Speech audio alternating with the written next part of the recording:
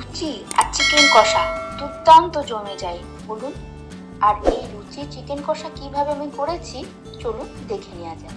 তার জন্য চিকেনটাকে ভালো করে ধুয়ে নিয়ে ম্যারিনেট করার জন্য লবণ, লঙ্কা গুঁড়ো, হলুদ ও তাতে দিলাম আদা রসুন পেস্ট আর দিলাম টক দই।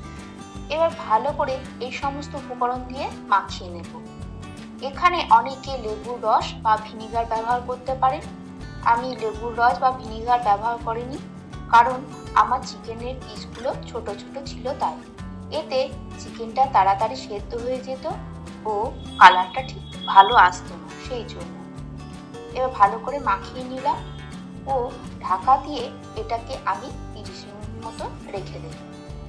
এদিকে মশলাটা করে নিচ্ছি। তার জন্য আমি এখানে কিছুটা সর্ষের তেল নিলাম আর নিলাম গোটা গরম মশলা, যেমন এলাচ, দারচিনি, লবঙ্গ, তেজপাতা, গোটা জিরে ও শুকনো লঙ্কা।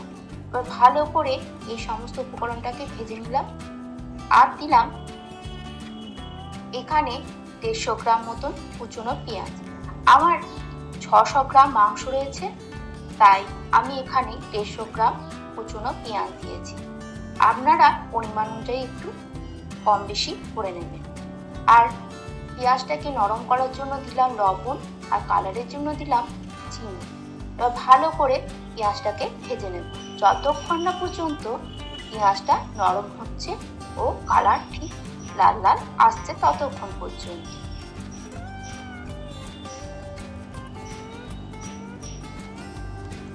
সমানে আমি খুন্তিটা দিয়ে ভেজে নিলাম। দেখুন কালারটাও চলে এসেছে ও পেঁয়াজটাও অনেকটা নরম হয়ে গেছে।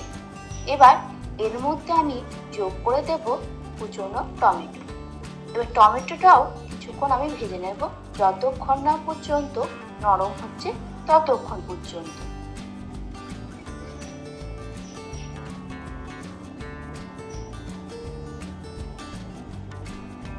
এবার টমেটোটাও নরম হয়ে এসেছে। এবার এর মধ্যে যোগ করে দিলাম আদা ও রসুন বাটা। আদা রসুন বাটাটা দিয়ে 2 মিনিট মতন আমি এখানে কষিয়ে নেব।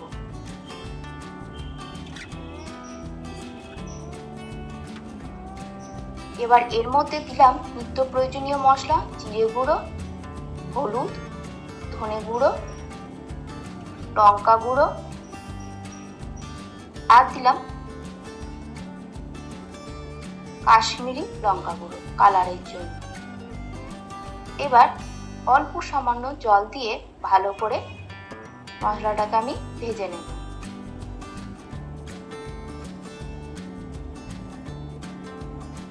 যতক্ষণ না পর্যন্ত মশলা থেকে মশলার গন্ধটা চলে যাচ্ছে ততক্ষণ আমি ভেজে নেব। আর যতক্ষণ না তেলটা মশলা থেকে ছেড়ে যাচ্ছে ততক্ষণ।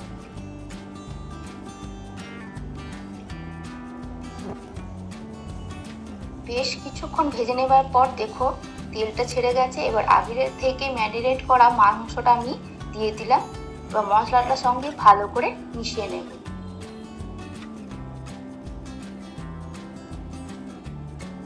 সমানে খুন্তিটাকে দিয়ে পাল্টিয়ে ভালো করে মশলাটার সঙ্গে মাংসটাকে মিশিয়ে নিচ্ছি। দেখুন খুব সুন্দরভাবে মাংসটার সঙ্গে মশলাটা মিশে গেছে। এবার ভালো করে এই মাংসটাকে কষিয়ে নেবার জন্য লো ফ্লেমে, অর্থাৎ গ্যাসের ফ্লেমটাকে লো করে দিয়ে 10 মিনিট মতো ঢাকা দিয়ে রেখে দেব। 10 মিনিট পর ঢাকাটা খুলে দেখলাম কত মাংস থেকে জল বেরিয়েছে। আর এই মুরগির মাংসতে এই জলেই অনেকটা সেদ্ধ হয়ে যায় ও কষানোও হয়ে যায় অনেকটা। ভালো করে খুন্তিটা দিয়ে নেড়ে দিলাম। এতে মশলাটা নিচে লেগে যাবে না। আরো কিছুক্ষণ ফুটতে দিলাম। ভালো করে যখন একটু ফুটে এলো দিয়ে দিলাম অল্প সামান্য জল, যেহেতু এটা কষা মাংস হবে তার জন্য। আর দিলাম কয়েকটা কাঁচা লঙ্কা। এবার আরো কিছুক্ষণ ফুটতে দিলাম। এবার দেখলাম মাংসটা অনেকটাই সেদ্ধ হয়ে গেছে।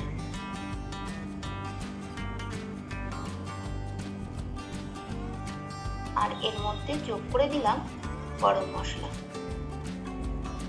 গরম মশলাটা দিয়ে ভালো করে সমস্ত মাংসের সঙ্গে মিশিয়ে নিয়ে আরও কিছুক্ষণ ফুটতে দিলাম। যখন ভালো করে ফুটে এলো, সমস্ত মাংসটা সেদ্ধ হয়ে এলো, ওপর থেকে দিয়ে দিলাম ধনেপাতা আর একটা সুন্দরভাবে পরিবেশন করে দিলাম একটা পাত্রের মধ্যে।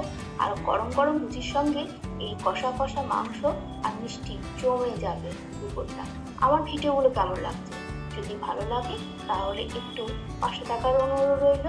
ফেসবুক থেকে দেখে থাকলে ফলো বাটনটা প্রেস করে, আর ইউটিউব থেকে দেখে থাকলে সাবস্ক্রাইব বাটনটা প্রেস করে, আর অবশ্যই বেল আইকনটা প্রেস করে রাখবে। এতে আমি নিত্য নতুন যে খাবারটাই বানাবো তোমার কাছে পৌঁছে যাবে।